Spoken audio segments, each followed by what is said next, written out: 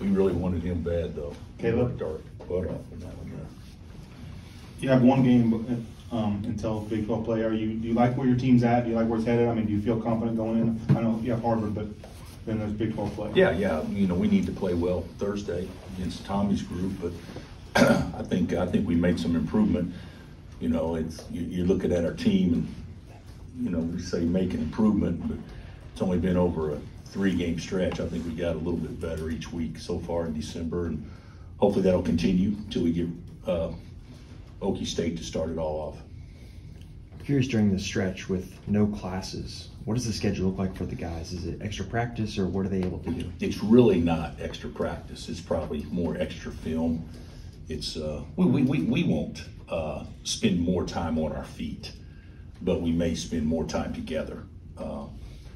And the rules still say you have to give them a day off, you know, and things like that. So it's not a killer, but it's enough. But you know, when you start thinking 20 hours a week, okay, at the most we'll go 2 hours for 6 days. That's 12 hours, and you lift for, you know, 3 hours a week. That's 15 hours. You throw film, so that you still have some extra time to watch film and do some different things. Very rarely would we get up against that 20 hours, and especially after the season starts, we won't even sniff getting close to it. Once we get through Christmas break, I mean, it won't. I mean, we'll be a 12 to 15 hour week team after that. You've talked a lot about wanting the team to improve defensively. How much does a week like this, and even coming back from Christmas, how do you feel like that will help the team overall defensively? Well, we haven't gotten better defensively since Saturday. I mean, we took Sunday off, and yesterday we were okay. But we need to continue what we've been doing. The one thing that I have noticed, and I'm sure you guys have too, whether the traps are great, whether our rotations are great, which they're not yet, we give up 9 points just on bad rotations. We play at a much higher energy level when we're trapping. And so, you know, I don't know that we'll ever have 17 steals in the game again, but you don't get those if we don't trap the post, because everybody was flying around. So, and then you talk about, you know, shooting a decent percentage. Guys, he blocked 9 of our layups. So, and to still shoot, you know, 52% for a game, that means that you're probably scoring some when he didn't have the opportunity to block them in transition, and transition was strictly because of, you know, steals and turnovers. So I like the fact that we see more turned up. We just talked to Bobby a minute ago about the defense and the improvement, and I asked him if he's feeling some love from the coaching staff about where your defense is. He said they'll give us a little credit. Do you have to walk a line there? I mean, you don't want them to feel too good about it, but you do want them to feel like they're making progress. How do you manage that? I would like to think that I'm brutally honest with them. If we're bad, they know it, and if we're good, I tell them we're good. So Bobby will also tell you that if you watch the tape's never as good as what you thought it was, and it's never as bad as what you thought it was. The tape, I mean, even though you may think it's awful, you watch and say, well, we kind of were unlucky here, this happened. Defensively the other day, we were good, but we still had 10 possessions where we were awful, sort of in transition, even if they didn't score. Rotations, you know, slow. So there's a lot of things that we can do to improve on, but I do think we're making progress. And I want them to know that we're making progress, and I also want them to know that it's actually a fun way to play when we're turned up like that. And I think they're getting that. And you had 20 teams here, so you know you don't have to go through all of them. But where is this team defensively at December 20th? Do you have any feel for that? I think the one thing that's made this team look different is Kevin. Mm-hmm. Kevin. You know, we knew what we had in Juan. We knew what we had in J. Will, KJ. We had an idea what we knew we had, and Grady's gotten better. But Kevin's the one guy that covers up for everybody's mistakes. He's the one guy that can be in strong help and talk and sort and create a switch where Trace isn't open or doesn't look like he's open, and so therefore they reverse the ball to the other side of the floor. He's the one guy that sees it better than anybody else, and so I think that we're certainly better now than what we were a month ago. But when you start talking about some of the best teams we've had, I mean, God, we've been in the top 10 in the nation in field goal percentage defense 8-10 times since we've been here. I mean, so, you know, that freshman team with Mario, you guys could look this up, the freshman team with Mario, Julian, and Brandon, they were freshmen. I think we had the best field goal percentage defense since Georgetown in the 1980s. I mean, so let's not get carried away that this team is all this and all that yet defensively, but I do think that we're gaining on it. And if a big can come through to kind of give us a protect the rim type presence like Zuby did the other day, it adds a whole new dimension to us. With Kevin, is that natural? Is that taught over his career? I mean, where does that instinct come from? Well, I think he's got great instincts, which you can't teach. I mean, but I think he's been very well drilled and coached. So at Tech, I think that Chris and Mark coached him in a way that makes it natural for him to be the things he is defensively. I know you mentioned Grady getting a little better on the defensive end, and something that Bobby brought up, him becoming more of a two-way player. Can you talk a little bit about his development on that end and kind of what you've seen and how he's gotten better and kind of what he still has to do as a freshman and as a player overall? Well, he's, you know, the goal with all players is to be a player, not just one-dimensional. And there's some guys that are one-dimensional defensively, and you know, I never wanted him to get labeled as a shooter, and he doesn't either. And he's not. He's much more than that. He's a player. And but the one area more than anything he probably needed the most work on was defensively, details, not board's not the right word, but he can lose a man, you know, 20 seconds into a shot clock with the best of them a couple of 6 weeks ago. So he's doing better at that.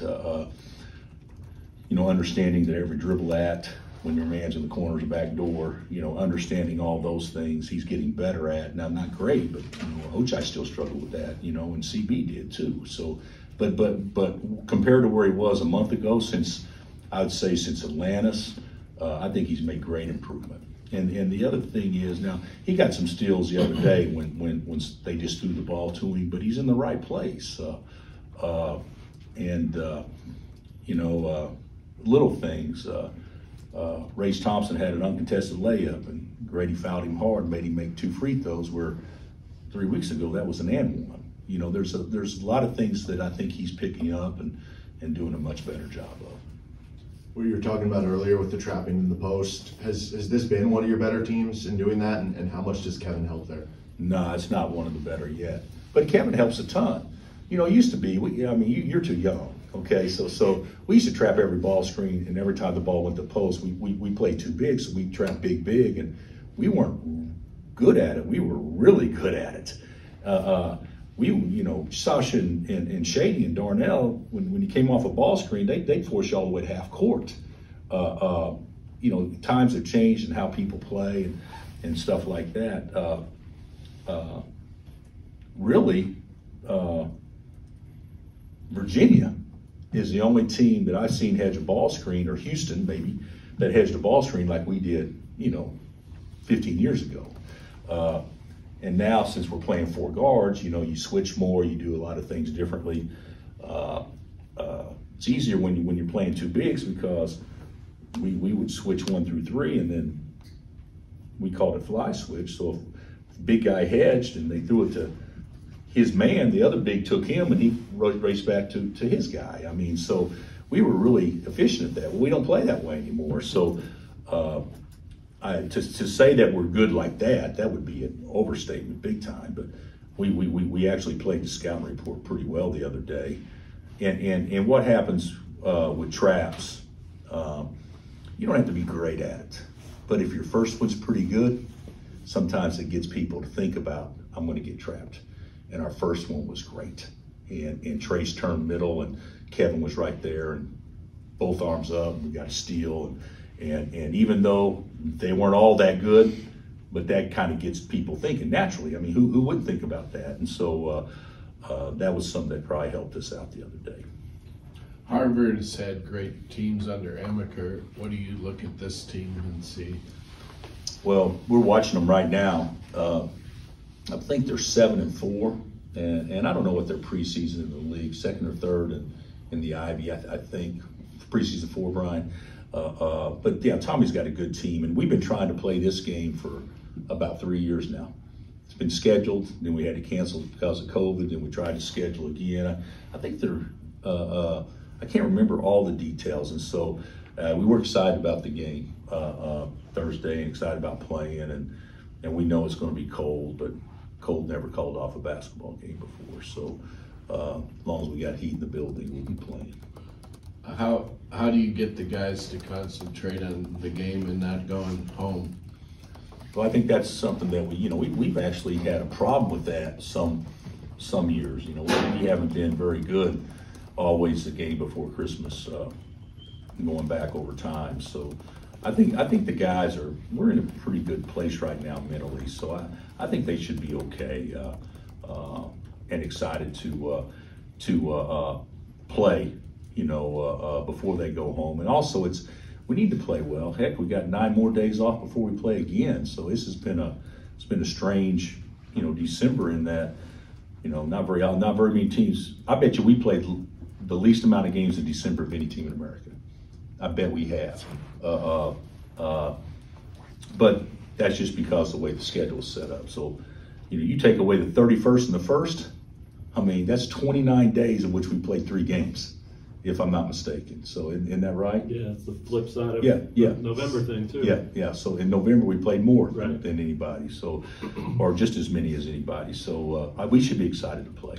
If you are able to win, you'll either be number 4 or better with only 1 non-con to go. Is that ahead of schedule of what you envisioned? I think if we could finish the non-con, obviously excluding Kentucky in January, if we could finish the non-con 11-1 with the schedule, that'd be 11-1, right? So with the schedule we had, I think that would be. I don't want to say that's the best we could hope for, because you always hope for never losing. But every one of our coaches would have watched practice and said, if we can get there, that we take that and go to the house right now. So the guys have done pretty well up until this point. But there's no guarantee that, you win on Thursday, so you got to keep going. Do you expect a great crowd, even if it's 20 below or whatever? Well, first of all, it's not going to be, wind chill, I guess it could be. Yeah, we'll have a good crowd, and hopefully if something happens where we have the feeling that it's not going to be because of weather, then hopefully the administration will be creative and figuring out a way how to get some people here. But no, I anticipate our fans turning out just like they always do. Students won't be here, they're gone for Christmas, but I'm sure we'll have a nice turnout. Real quick, we haven't asked you this yet, I don't think, but what jumps out about the league right now? I'd say absolutely not one bottom tier team. I watched Oklahoma State the other day, and heck, winning at Wichita State, and the other day, the reason I bring them up because they're 6-4, I think they're 7-4, and they lose to Virginia Tech, who's in the top 25. I think it was at Virginia Tech on the last possession or whatever. I mean, Oklahoma State's good. And then you look at, Oklahoma lost to Sam Houston State to start the season. What have they done since then? They rattled off, 7 out of 8 or 7 out of 9 or whatever, and played a good schedule. And the one team that I think has been the most pleasant surprise, though, is West Virginia.